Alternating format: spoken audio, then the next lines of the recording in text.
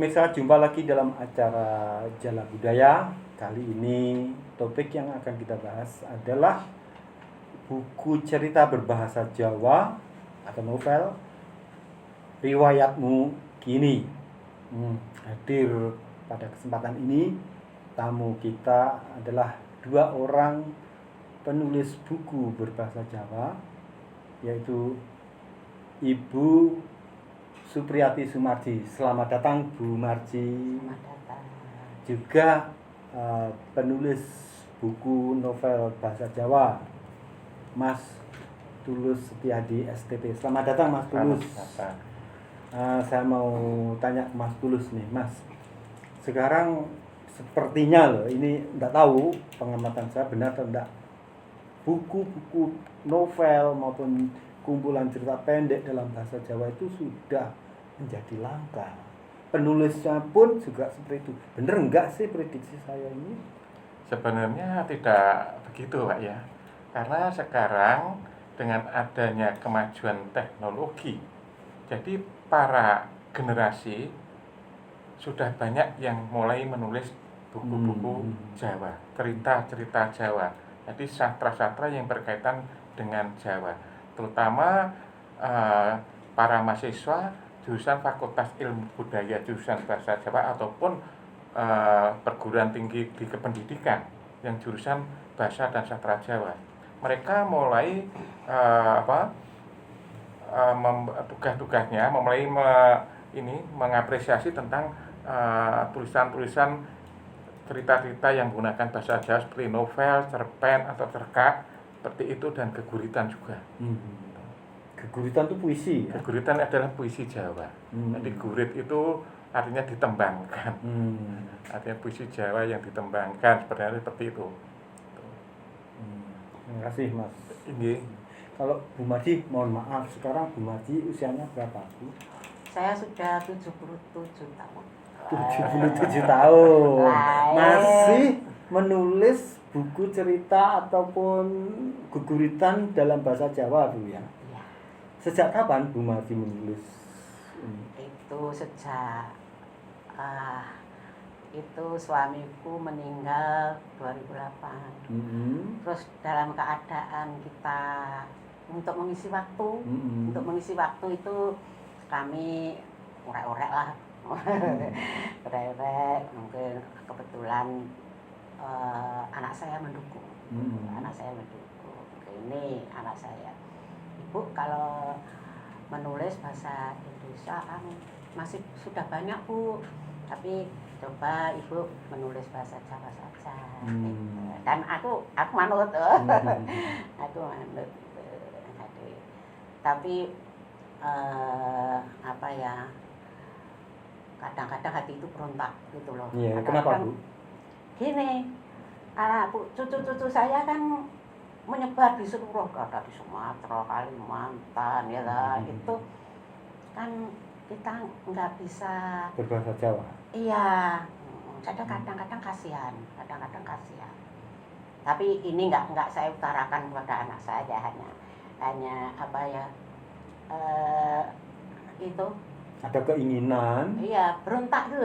Iya. Semacam pemberontakan dalam diri. Maka saya akan menulis bahasa Jawa terus, tapi cucu saya itu nggak tahu bahasa Jawa gitu loh. Jadi kadang-kadang buat apa saya menulis itu kadang-kadang. Iya, betul itu. Tapi mungkin tidak untuk cucunya Bu Marji, untuk cucu-cucu yang lain. Saya. Iya. Tapi ini kan dari relung hati seorang nenek. Iya. Nah, kadang neneknya menulis bahasa Jawa. Yang tahu anak-anak, anak kemenangan. Tapi cucunya nggak bisa gitu loh. Jadi saya kadang-kadang nanti suatu kita saya pasti menulis bahasa sudah menulis bahasa untuk cucuku. Jadi saya nggak bisa memaksa mereka karena keadaan zaman sudah berubah. Iya, seperti itu. Sudah berubah. Jadi tapi saya titik beratkan pada bahasa Jawa, bahasa lokal. Dulu itu kan sewaktu gini, waktu aku di Sumatera itu ya kadang terketuk ada Bapak Presiden atau kemana itu supaya melestarikan bahasa lokal. Itu saya tertanam dalam pikiran saya itu waktu itu di Lampung itu ya. Jadi saya ada keinginan untuk menunjang program pemerintah untuk melestarikan budaya lokal, bahasa lokal, sastra lokal, bukan budaya loh ya, bahasa lokal. Terima kasih Bu Marji. Saya ke Mas Tulus kembali. Sudah berapa banyak buku yang Mas Tulus? Mungkin kurang lebih sudah 100 judul. Wih.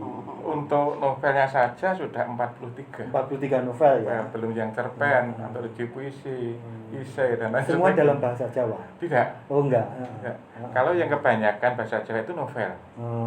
Seperti ini. Iya, itu Aku Wong Kafir. Aku Wong Kafir. Dan Tatu yang terakhir. Yang Tatu ini ya. Iya, ini itu bahasa lagunya Jawa. Didi Kempot ini ya judulnya. Kena. Ya, Artinya terluka.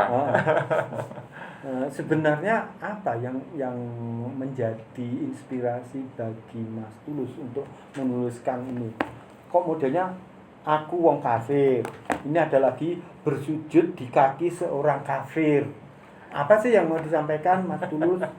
Tentunya seorang penulis sebelum menulis itu mempunyai inspirasi, entah itu dari mana, itu masing-masing penulis memang berbeda. Kalau saya melihat keadaan di sekitar pada bangsa ini, bagaimanakah kaum minoritas itu dimarginalisasikan?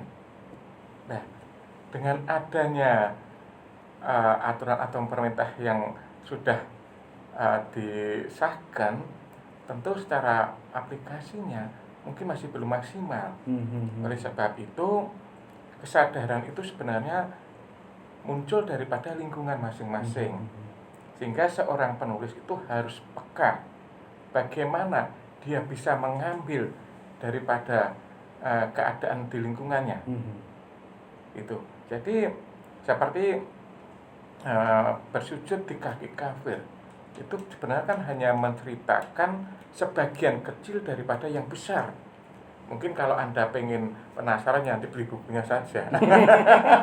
Tapi setidaknya itu penggambaran daripada satu keluarga yang punya keyakinan berbeda. Tapi masih dalam ranah kekeluargaan yang baik. Walaupun liku-liku itu tetap ada. Nah, itulah, itu contoh dari bagian yang kecil. Yang kecil tapi sebenarnya itu gambaran yang secara besar. Tergantung nanti tafsirnya daripada pembaca. Iya. Terima kasih. Kalau bicara tentang inspirasi tadi, Bu Marji pertama kali menulis buku atau cerita itu apa Bu Marji? Cerita apa? Apa cerpen atau apa itu? Cerkak ya, cerita cerkak itu. Itu waktu dengan Mas Tulus itu waktu pertama kali kisahnya dengan Mas Tulus kita dalam belajar ya Bu, kita masih belajar. Iya, masih belajar, jadi amburadul. Bahasa-bahasanya lucu. Saya kadang-kadang kalau membaca di buku Sangkrah itu bukan? Iya. Boleh pinjam. Itu kan apa Sangkrah ya? ini. Bahasanya masih amburadul. Ini Sangkrah, pemirsa ini Sangkrah. Sangkrah itu artinya sampah. Sampah ya. Ya, ini nih di buku ini dituliskan cerita pendek atau cerita cerkak, juga ada geguritannya, ada puisi. Mungkin cerita apa pertama kali yang ditulis di sini apa Bu ceritanya Bu Marji? Enggak hafal ya. Macam-macam. Tapi macam-macam. Tapi ada sesuatu yang menurut Bu Marji itu menarik tuh, cerita salah satunya yang menarik itu mana Bu Marji? Atau Bu Marji ingatlah tentang cerpen ini, oh itu karena apa gitu. Sebetulnya saya bingung itu untuk menjawab. Karena setiap setiap judul itu sebetulnya bagi diri pribadi saya ya, itu kisah nyata gitu loh. Jadi kadang ada gini ya, orang lain nggak ngerti kalau ini kisah nyata. Jadi saya misalkan Mas Titus kan akan apa, Bu Marji kisah yang paling berkesan, nggak bisa saya. Nggak, misalnya aja di sini ada yang dalam angkot, itu Oh, Heeh. dalam angkot ini Pak. Oh, di Jadi situ di ya? sini ya. Heeh. Itu apa yang menginspirasi Bu Marji? Oh, itu kisahnya gini. Hmm. Eh, suasana yang saya dalam angkot itu ada orang yang saya mendengar bahwa ada 2 orang itu eh, resah, gelisah, memikirkan bagaimana nasib anak saya yang karena beliau saya hanya mendengar saya diam aja. Tapi dengan judul mereka itu kelihatannya gini, kalau 2 orang itu ingin anaknya jadi pegawai. Jadi pegawai, terus gayeng itu saya hanya mendengar aja diam. Terus mereka kalau jadi kepingin anak pegawai itu rakatnya banyak sekali. Mesti kadang menjual lembu, kadang menjual sawah gitu. Tapi terus kadang saya nerambul gitu loh. Nerambul. Karena saya juga nerambul itu menyela, pemirsa. Monggo. Bahasanya Bu Narji. Iya. Kita kan orang bahasa Jawa, jadi iya. sekali-kali betul. Tapi kalau Mas Tulus terambul beda lagi. Beda lagi. Terambul. Gila terambul. Terambul apa? Iya, nanti sesi berikutnya. Nah, terambul itu berarti saya menyela dengan perkataan beliau tadi. Karena saya juga simpati pada kedua beliau itu karena beliau itu sangat ingin anaknya menjadi pegawai, tapi susah karena harus menyediakan dana yang tidak kecil. Tapi itu kontras dengan keadaan yang dialami Bu Marji. Ya, seperti karena anak saya waktu itu sudah 4 yang menjadi pegawai dan sepeser pun tidak. Nah, jadi karena Bu Marji mendengarkan obrolan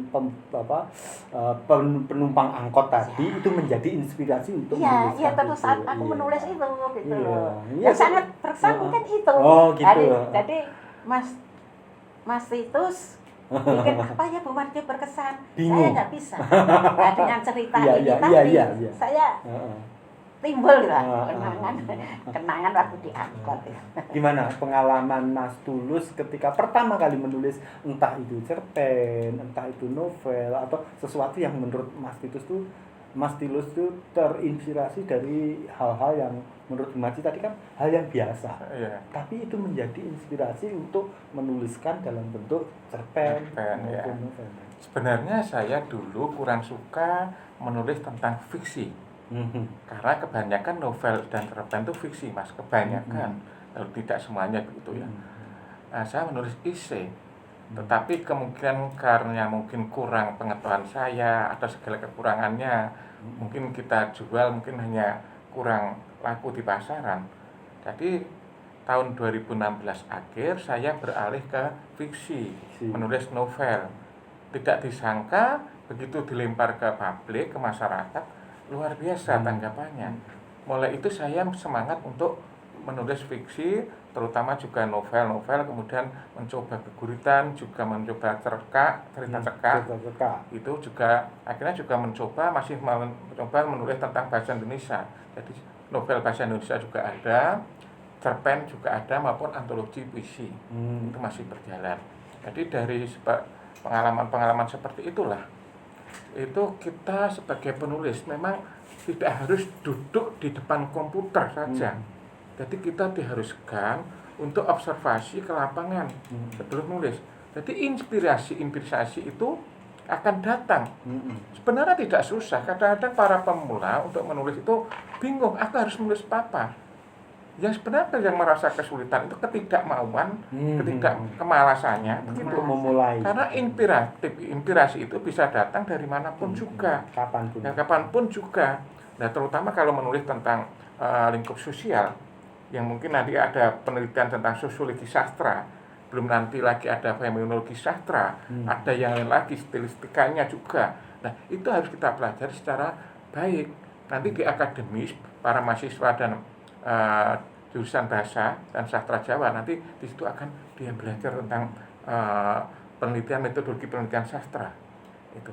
Nah, ini juga menambah pengalaman saya. Jadi kalau banyak mahasiswa dari UI, dari UNESA, UNES, dari UNS dan sebagainya datang ke rumah, saya sekalian belajar sekalian belajar tentang apa itu sosiologi sastra, fenomenologi apa, antropologi sastra apa. Jadi saya juga belajar. Inilah kadang-kadang enaknya menjadi penulis.